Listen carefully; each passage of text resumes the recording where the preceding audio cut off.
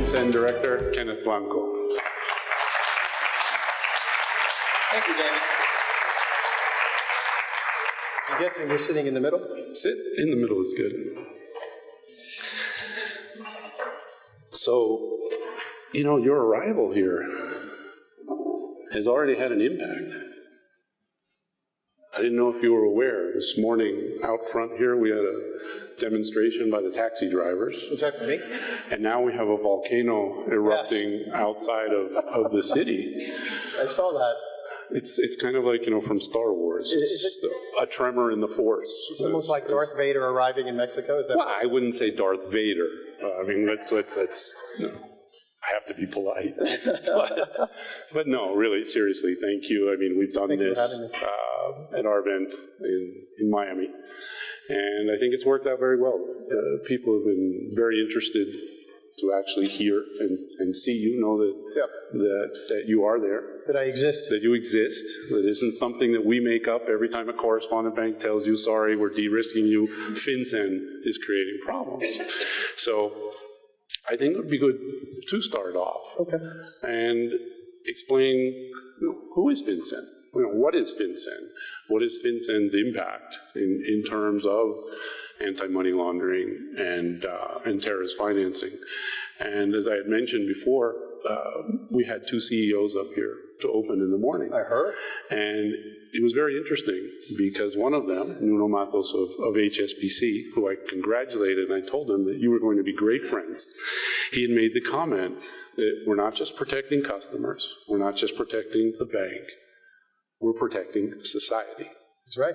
And I said, that sounds just like somebody else that I know. He's totally right. So FinCEN, for those of you who may not know, has two primary roles. One is we are the regulator of the BSA for the United States. We're one of the regulators. We administer the BSA, the Bank Secrecy Act, all the things that we require financial institutions, not just banks, but financial institutions to file with us. We administer it. We do the regulations, we do the rules, we send out the guidance, which many of you see fairly regularly. We enforce those rules as well. We have an enforcement section. FinCEN has 6-7 sections. I say 6-7 because we're adding a new section on our Office of Special Measures. It's actually breaking out of our enforcement section to be more tailored and more specific and more efficient in what they do, the things that we're requesting for financial institutions. But we have a policy unit, we have a liaison unit, we have an enforcement unit, we have a management section because we are a bureau within the Department of Treasury, and that's significant in the sense that we're not just a unit, we are an actual bureau. Our budget gets sent to us by Congress directly. It's not mixed together with that of Treasury, so when you have a bureau, it's a little bit different. So we do a lot of things that you may not see in that regard. In addition to being the administrator of the BSA and a regulator, we're also the financial intelligence unit for the United States, the world's largest economy. We are the financial intelligence unit. We have 159 counterparts around the world. We communicate with them fairly regularly, not just with them. For example, here in Mexico, it's the WIF that we communicate regularly with. We're great partners with our Mexican counterparts here in Mexico. We also deal not only with the WIFs, but also with the regulators, with the CNBV and with others. So those are the two roles that FinCEN has. We have about 350 full-time employees and about 300 contractors, give or take. We're regularly meeting with our Congress and regularly meeting with our counterparts in the United States, whether it's the SEC or whether it's the FDIC, whether it's OCC, the Fed. In fact, we have a regular standing monthly meeting with the OCC, with the Fed, with the National Credit Union, and also with the FDIC. We thought it would be a great idea for the regulators to get together and discuss these issues that we hear often from the financial institutions and often from law enforcement, who we also work very closely with. So that's what FinCEN does. I mean, we, to David's point and to the CEO's point earlier, our objective and our mission is to make sure that the information that financial institutions provide us save lives at the end of the day. And we all have that same goal and all that mission. And many of you, whether you like it or not, and whether you realize this or not, everything that you do and everything that you send us at our request does that. And I hope that through our question and answer today, you will realize that. But let me give you a for example. FinCEN sent out a PEP advisory, which I'm hoping that most of you read. We sent it out both in English and in Spanish, which is another new thing you're going to see from a Miami kid at FinCEN. A lot of our advisories are going to go out in both English and in Spanish. But it's very important. Why is it that we do not want PEPs laundering money, using the financial system to earn more money or to create more money? Because when you really look at it, the result of what happens when they steal money or they take bribes or they extort people is it destroys society, it destroys institutions that are supposed to support that society, and it causes an effect to real people every day who can't get roads built so they can get to market, don't have schools that can get built so their kids can learn, don't have hospitals where they can go to. It has a real effect. And at the end of the day, people like me at FinCEN do not want that dirty money traveling throughout the United States. And if we can help foreign financial institutions or foreign governments get that money back or stop that money in the first place from being stolen or laundered, we think that we are achieving something of great importance, not only to us in the United States, but also worldwide. It's a very ambitious mission. Well, there's a lot of fertile ground, actually, unfortunately. Unfortunately, there is.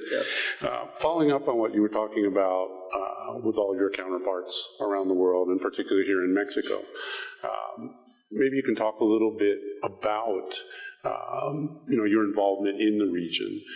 I know that there are a couple of MOUs that you have with various countries on cooperation, and how exactly do those work? So we have memorandums of understanding with several jurisdictions.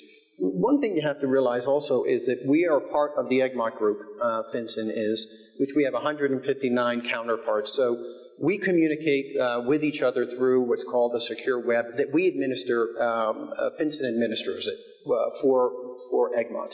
So we have that ability through MOUs to communicate, but we have separate MOUs, for example, here with Mexico. Where we have an agreement to share information, perhaps information that we wouldn't share regularly with other countries. We try to put specific guidance in there as to who can share the information, what can be shared, how it can be used, for when it can be used. And we've been very successful, I think, here in Mexico using it. We have an MOU with Argentina, we have an MOU with Colombia. So there are different countries that you'll see that we interact with fairly regularly that we have this agreement with. And it's always good, if you're going to share information, to have an understanding of how it's going to get used, to whom it's going to go to, and the processes. Because one of the things that people don't realize is, having come over from the Department of Justice, there's a difference between information that we share and information that can be used in a courtroom. Right? So you have to understand that difference, and there has to be an understanding between the countries of how it can be used and why. Because if it's used the wrong way, it has serious implications and a serious side effect that for each jurisdiction that is different. But we have no problem entering with MOUs with countries as long as, and this is really important, as long as everybody abides by what we're asking them to do, and we abide by what they're asking us to do. And that is making sure that that information is kept confidential, is secured in a way that isn't leaked and isn't used, and this is very important, isn't used to go after political opponents, right? At the end of the day, that is not why this information is being shared. Very different if you're going after corrupt officials, that's very different. But when you have individuals that are using it primarily to just go after the political opponents, that's not what this is used for. And we're very, very careful about that, and we're very cautious about what we give over if we have any inkling that something like that has happened. Okay, so we use the word cooperation. Yeah. But in my travels around the region, it's kind of like, I hate to use all these movie references, Yeah. but resistance is futile, so to speak. So what I hear from banking superintendents or regulators, not necessarily from the weaves, is what choice do we have? Because if we don't enter an MOU or we don't follow the FinCEN guidelines, then we're going to be excluded, or there will be some type of penalty that follows. Yep. do they ever convey that to you directly? Look, I think there are two different things that are happening here. One is the Egmont Group, where if you don't follow the rules and regulations in the Egmont Group, yeah, there are consequences, and those consequences are that you could be kicked out of the Egmont Group, and you could be prevented from using the secure web. I mean, those are things that have happened, and we have used that before. Separate and apart from that, when we have an MOU one-on-one with individuals and they'll leak information that we are providing them, then you're right, there is a consequence, and the consequences we're no longer sharing with them. So at the end of the day, maybe your comments are right. Maybe they feel like they have to. But listen, they're coming to us for information as well. Because it's a global society out there, right? People are hiding money all over the place, all over the world. And in one of the places where that money might transact, it might very well be in the United States. So if they're going to try and protect their own financial system, we have to be able to exchange information. Particularly now, when you have a dynamic fintech, a dynamic situation where money is in one place 1 second and in another place the second. And then you've got trade-based money laundering, right, which is all over the world, and they want to be able to investigate those cases. So it's back and forth. I mean, I've not really heard that they've come to us and said, Ken, you've got this, hammer over our head. We don't. They don't want to share with us? Don't. And we'll exclude you. Well, that's I don't know about excluding, but but at the end of the day, I think that everybody, as long it's not as though the rules and the policies that we have, David, are unusual. Really, if you boil them down, what we're saying is you can't leak the information, you can't share it with somebody that you're not supposed to share, you can't sell it to somebody for money, right? These are things that are normal, right? That's all we're asking. And by the way, these are rules and regulations that they should be abiding by themselves. They're just best practices. We didn't make up these best practices. In fact, if you look at FATF or you look at the Egmont Group principles, these are everyday common sense practices, and that's all we're asking. So who's the FATF leader? Right now, the U.S. is the president. Oh, okay. I was just questioning that because I'm looking at Chip Ponce over there, and some of this sounds a lot like... Does Chip want to be the president? He would, actually. He'd be a great president. He would. I mean, I'm not sure about all the ideas, but we've been trying to work some of those Treasury thoughts out of his mind because, there's a lot of that. There's a lot of Treasury people over there, too. Once Treasury, always a Treasury. And we try as bankers to cure that. But, there was... Look, David, I want to go back to that because it's not that it bothers me, but I think what's really clear, and I think that we're pretty practical about the way we deal with our foreign counterparts. But, we do have expectations, and those expectations are high. And I think they should have expectations of us as well. In how we share the information and how we use it and for what we use it for.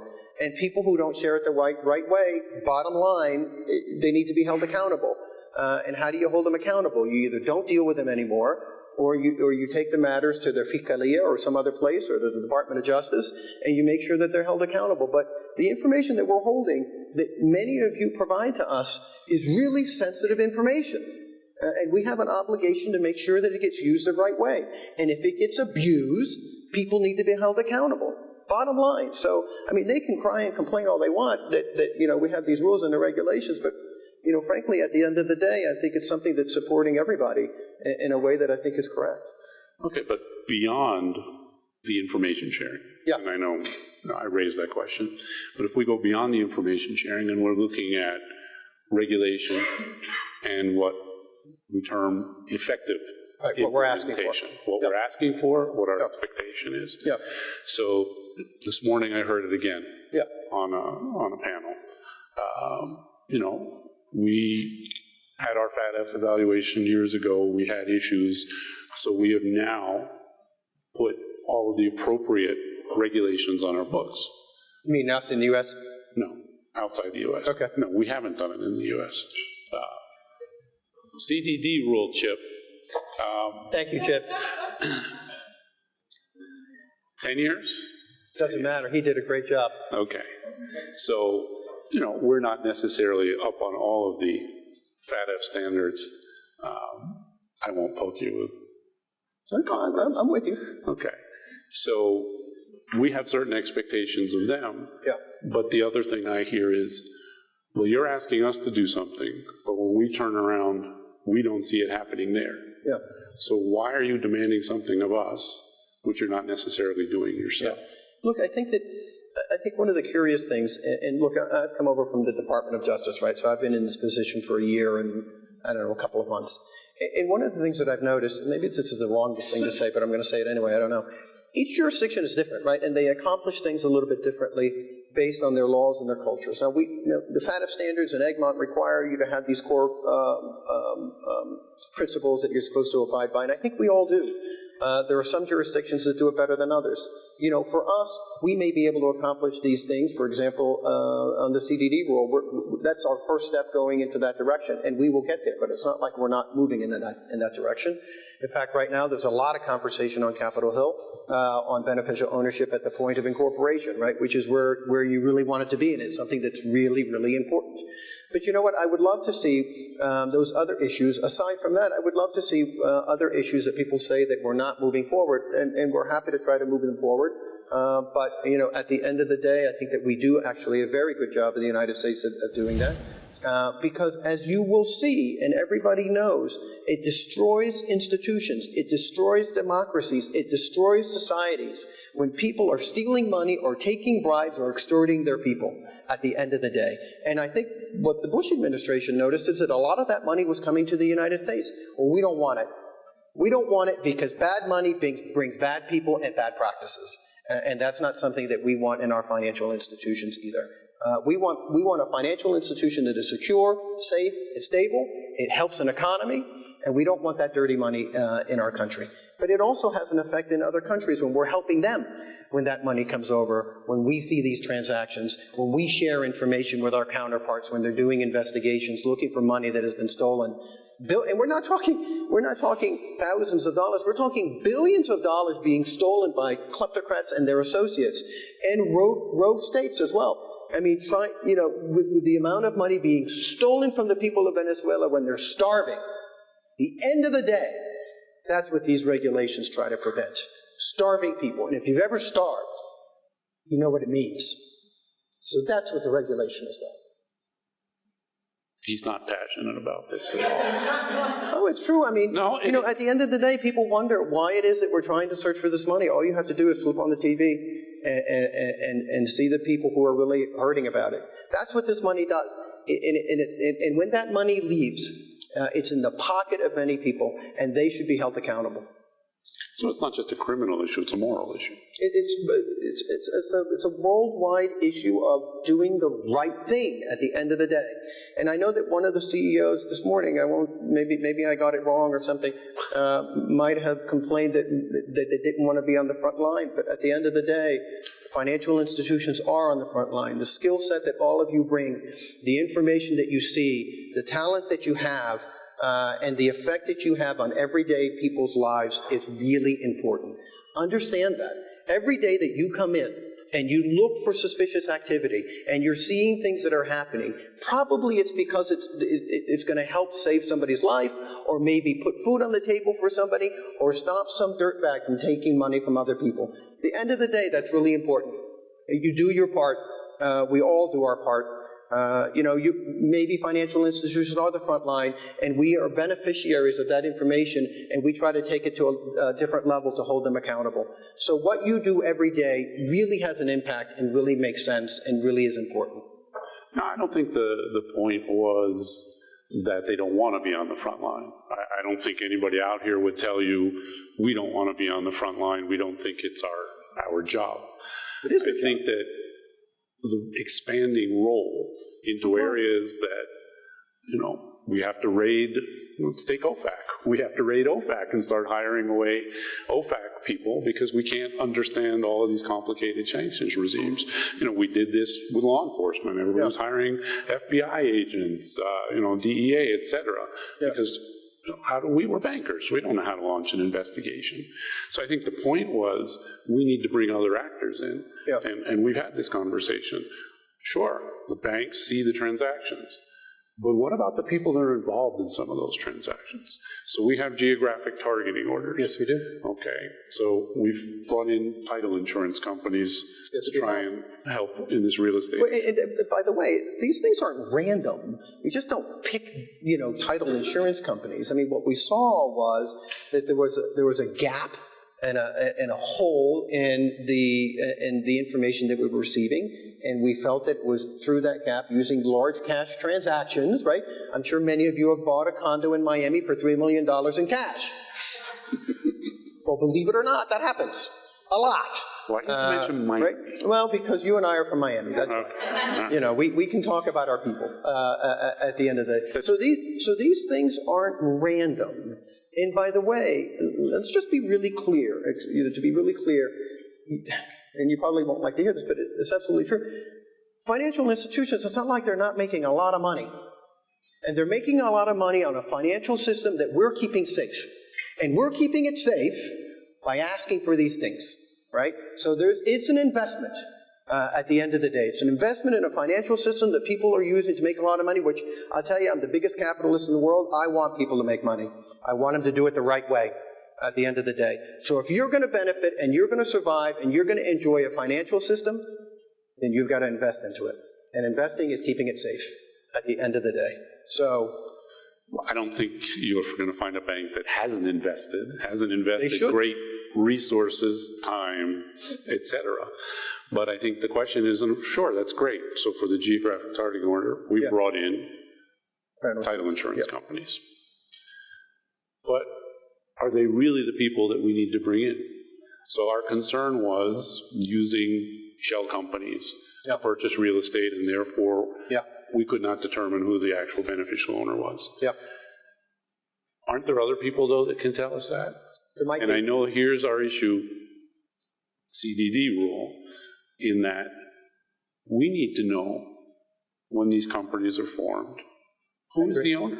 I agree. And who's forming those companies? I agree. My apologies, because I know my lawyers are over here in this section, but how about obligations for them? I think you're absolutely right. How about obligations for the other players out there? So that, and this was one of the points made by the same person, is that it's a collective effort, just as you said. I agree. So it's not just us, it's not just you, but it's everybody. So then everybody needs to be at the table. So what is it going to take to get them all to the table? We can't issue 1,000 geographic targeting orders. No. Because they're just very specific. But other countries are passing laws. They are. Requiring the private sector to be involved. And that's one of the things that I'm saying is they're doing it. Or not. We should too. Why can't we? Well, we're working with Congress on it to get some legislation passed. There are a couple of bills that are going to be marked up either this month or next month in that process. We're working with them, and what I'll say is we're going to continue to work with them. I have to tell you, many, both on the Senate and the House, have showed a lot of courage moving forward, have showed a lot of leadership moving forward, and hopefully we can get this done with this Congress this year. I'm optimistic. I'm hoping that's going to happen. But I got to tell you, they should be hearing from people like you at the end of the day. Because, we have the CDD rule, which, by the way, isn't going to go away, and it complements what we think would be a very important two-step process in having beneficial ownership information at the point of incorporation. I don't think that you can separate them. I don't think you can do them separately. Well, they did hear from us. I mean, before I attended the Bank Secrecy Act Advisory Group meeting, I was up on the Hill with the chair of our Legal and Regulatory Affairs Committee, our general counsel. We went and visited your friends on the House side. Thank you for doing that. And we had some comments for them because we still think there are gaps, important gaps, because we understand what we're chasing. They don't necessarily understand what we're chasing. I'm just concerned that they're going to complicate things because they're going to redefine CHIPS. We'll ask you to redefine CHIPS rule by adding that third prong, which never existed before, and boy, that third prong is a real winner, because substantial benefit from a corporation means whatever it means. Look, there are different pieces of legislation, right? So I think I know what you're referring to, but we're trying to work with all of them. And I testified, 2 weeks ago, and I'm an expert witness, right, supposedly. I'm going to give them sort of the benefit of my 30 years as a prosecutor and 30 years of doing, financial crimes investigations and money laundering cases, and give them the practicality of why it's important and the time and sacrifice that it takes in order to find beneficial owners. That is really time consuming. And the burden of that is minimal when compared to, what you get out of it at the end of the day. But what we're trying to do is make sure that whatever is done is something that is very simple and easy to fill out and something that we can actually use, bottom line. So that's what we're trying to do. Again, there are a lot of senators and congressmen have showed a lot of leadership here, moving this forward, and a lot of courage in moving it forward. So we're looking forward to, moving it forward with them as we go ahead. Okay, so hopefully we'll see more actors. I hope so. Not just the whole burden falling on the shoulders of these people whose shoulders are getting, they're starting to slump a little bit. Well, I got to tell you, it's a big challenge to have to comply with all. Hold on a second. Wait. You gotta let me get the question. Let's just be clear what the burden, your investment, is here. I mean, it's not only you being used for money laundering and terrorist financing or counterproliferation, it's also being used for a risk assessment of people who are coming and using your institutions. So when people talk to me about the billions of dollars that they're using in order to carry these kinds of things out, let's separate it and let's be clear about what we're talking about. And some of it is we're talking about, protecting your own financial institutions from people that you may not want using it. So I get it, but I see it as an investment, not so much a burden. But my job as a regulator is to make sure that we're pretty clear and transparent and that we have practical solutions for these issues. And I will say this too, for financial institutions, if you've got ideas to move it forward, and we just released our innovation statement last week, we're all ears. If you've got a problem and you've got a solution to fix that problem, bring it forward. But make sure it's clear and practical. We're all ears. We're happy to listen. And who knows? Be surprised. Whatever you propose, you may actually have to do at the end of the day. But we're interested in hearing you. And David, that's what one of the good things about these forums are, is so that we can have clear and transparent conversations and making sure that you hear what we're doing as far as fintech and regtech is concerned. Okay. Well, when I say burden, investment. I come back to no. The investment's made, but balance. We need balance. And this comes back to having more than one big player involved, but having several players. I'm with you. So that's what I mean when I say burden. It's that we're shouldering it all, basically. With you. Yeah, with us. I mean, there is the partnership. But if something goes wrong, we're the ones who get in trouble. Nobody else. So that's where the whole concept of burden comes in. Continue with this thought of, but can I just talk about going wrong for a second? Get defensive again. I'm not getting defensive. But look, at the end of the day, if you look at the actions that at least at FinCEN that we've taken, these are actions against institutions whose activity and the facts were so egregious. This isn't a gotcha game. We're not after people who make mistakes. But we are at people who thwart the law, who believe that they're not governed by the law, people who don't actually care about fulfilling their obligations under the BSA. Those are the institutions that we're after, or who put up a policy and procedures that they knew wouldn't work. Right? That's what we're talking about. This isn't a gotcha game. So when you make mistakes, that's not what this is about.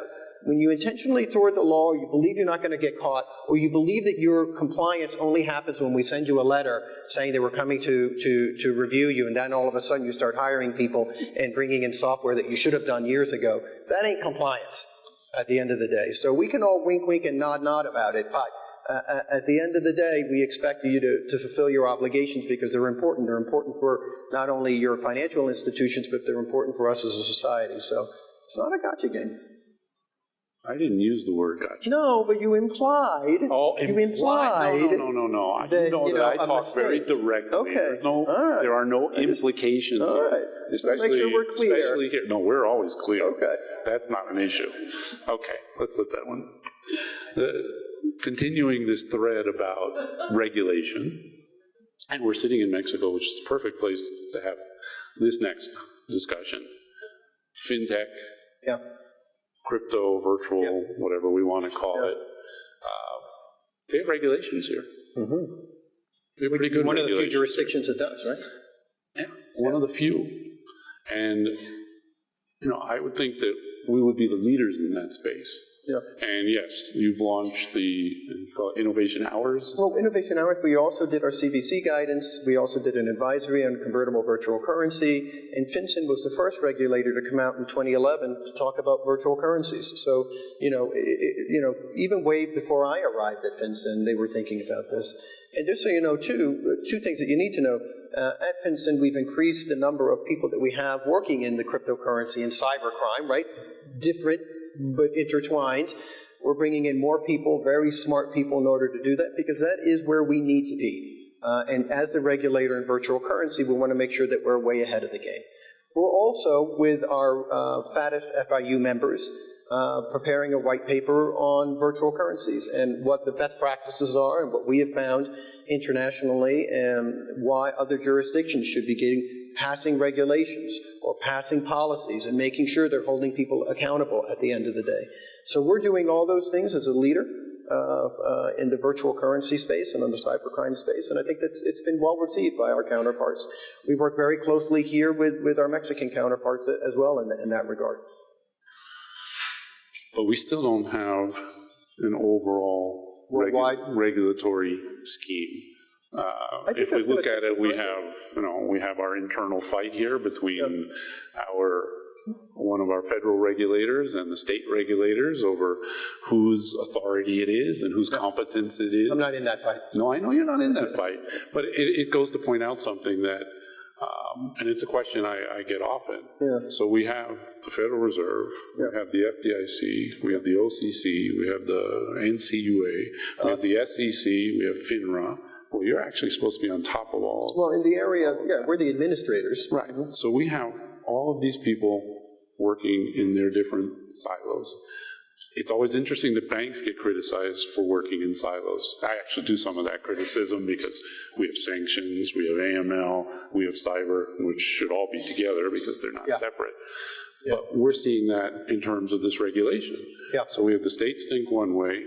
Each of those are doing their own thing. Now, in that piece of legislation, which I found interesting, creating this advisory council, which at the end of the day you would be in charge of, which I find is also interesting. You find that thrilling? I find it exciting because it's another debate that we can have, to where each one of these agencies will have somebody on this council, but at the end of the day, you will be charged with issuing a rule telling the banks, in a sense, what type of technology they should be using. Now, we gave very negative feedback on this, so you know. But if each one of them is working in their own silo, how can something like that work? Yeah. I mean, we really need to have everybody here to be able to come with one comprehensive plan for how we're approaching fintech regulation, crypto or virtual asset regulation. How are you going to be able to manage that? You've issued guidance, absolutely. But how are you going to be able to manage it? So without commenting on the legislation, because that's that's stuff that we'll work out with our senators and our congressmen and try to get to a solution. I mean that's their job to do. But I want to separate it a little bit because there's cyber, there's fintech, there's crypto. I mean and all that they overlap. They are very different. And I got to tell you, the position that we've taken, particularly in the crypto area, virtual currency, is we've issued our guidance and we've issued our advisories, and it's a dynamic field.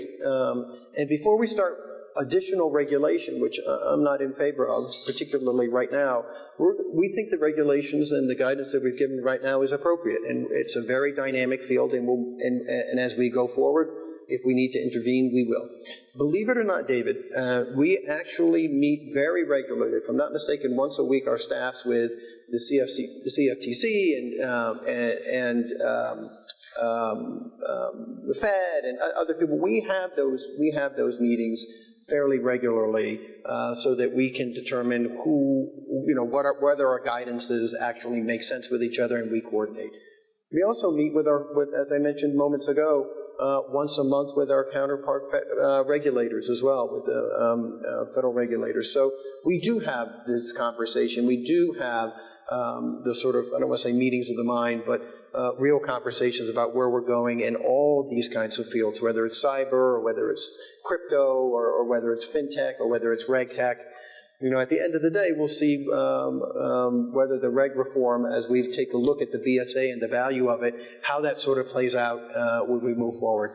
But one thing I won't do, and everybody wants immediate results, you know, this is a real serious study of what we're asking people to provide us and how we use it and where our expectations are.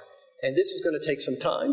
I think that we'll probably have our results sometime in December, and then we'll take a look at whether or not we need to extend that period to see what our study is. But this isn't, you know, a study to do a study.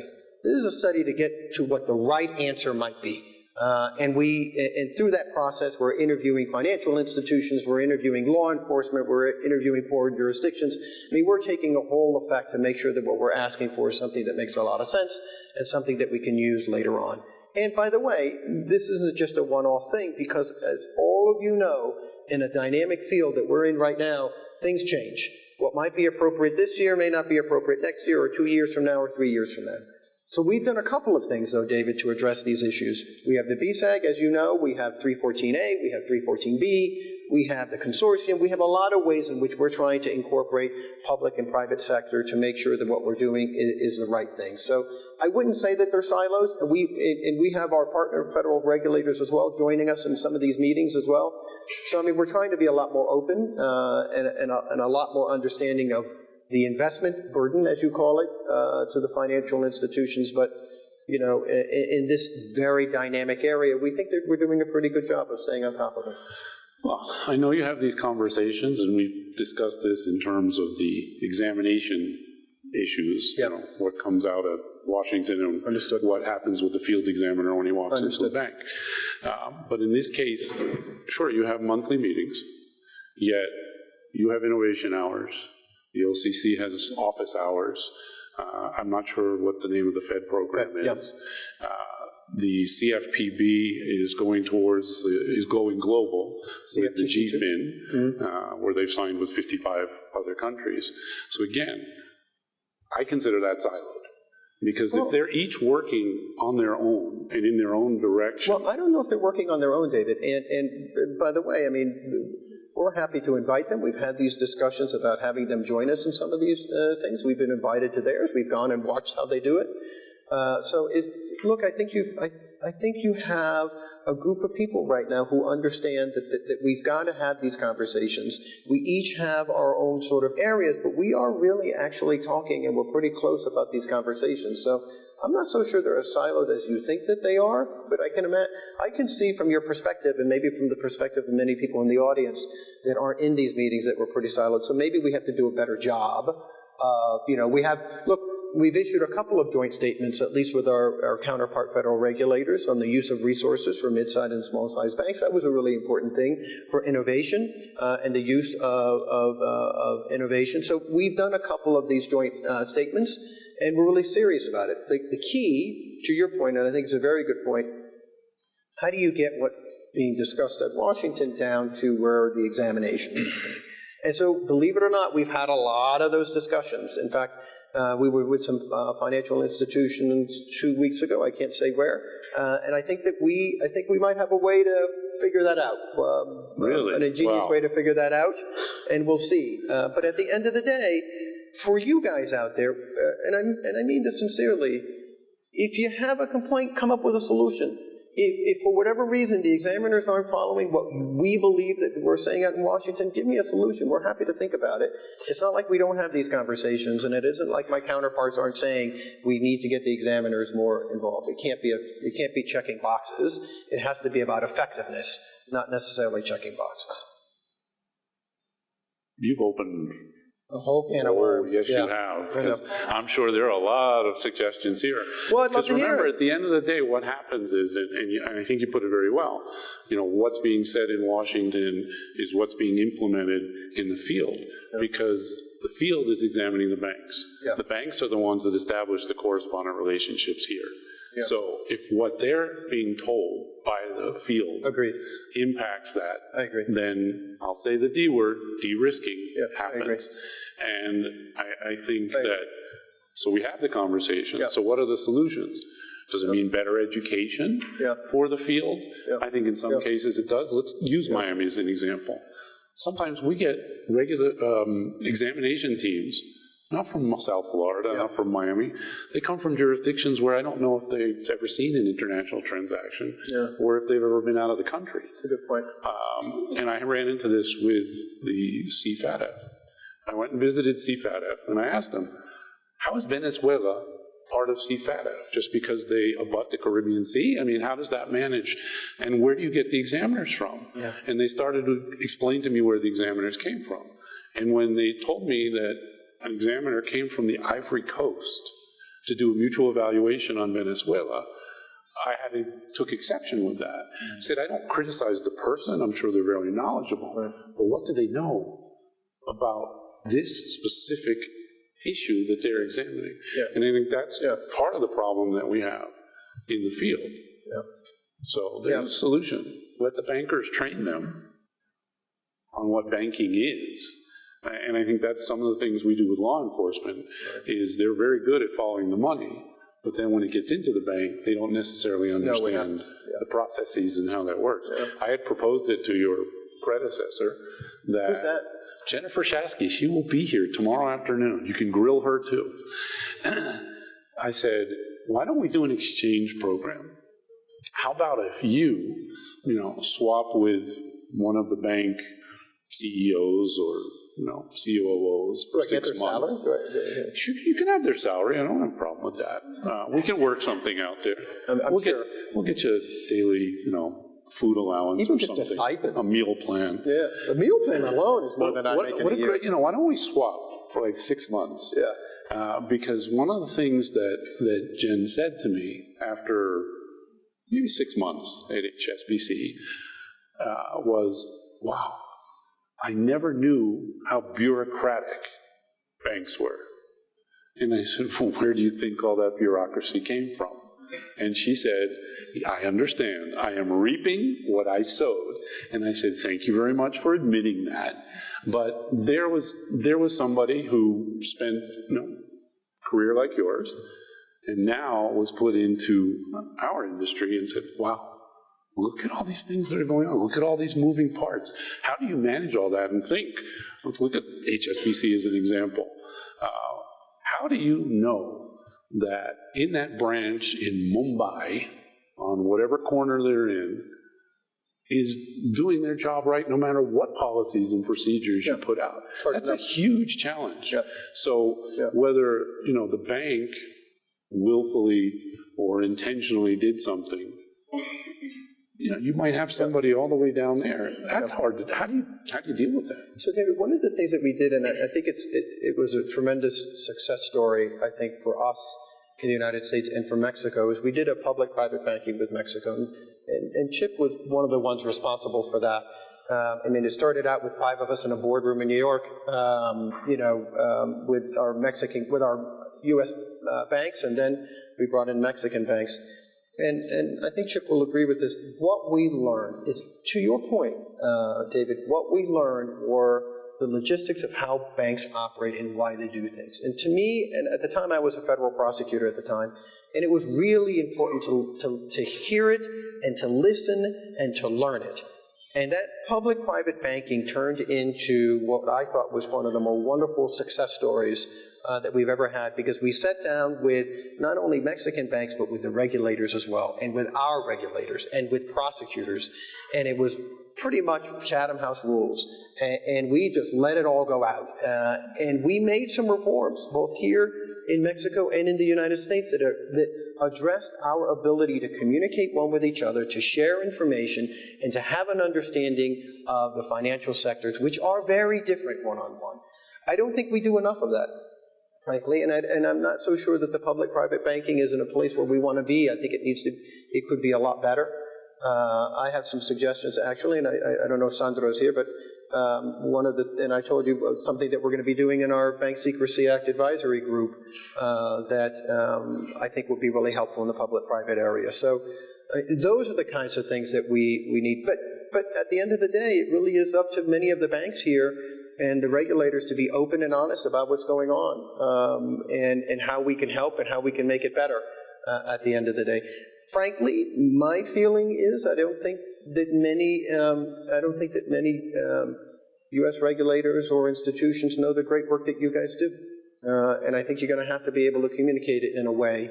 I mean, I see it because I work with many of the financial institutions here, and I work with the regulators here in Mexico. But you know, there's got to be a good way to be able to communicate that in a better fashion.